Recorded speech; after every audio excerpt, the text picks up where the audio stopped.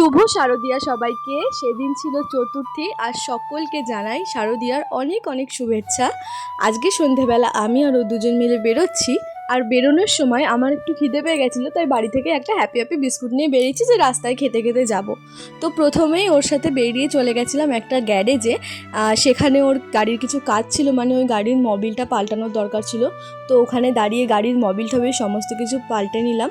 আর সামনেই একটা প্যান্ডেল হয়েছিল, তবে ওটা এখনও কমপ্লিট হয়নি তাই দেখতে যেতে পারিনি।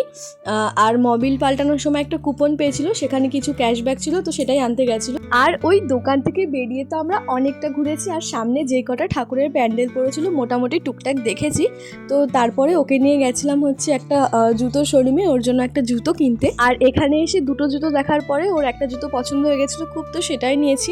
আমি না একটা দুটো জুতো দেখে নিতে পারি না, আমি অনেক দেখি তারপরে একটা নিই, যে কোনো ক্ষেত্রে জুতো হোক জামা কাপড় হোক। আর ও না বেশি দেখতে চায় না, ওই এক দুটো দেখে তার মধ্যে যেটা পছন্দ হয় নিয়ে নেয়। আর আসার সময় কি দারুণ একটা প্যান্ডেল চোখে পড়েছে।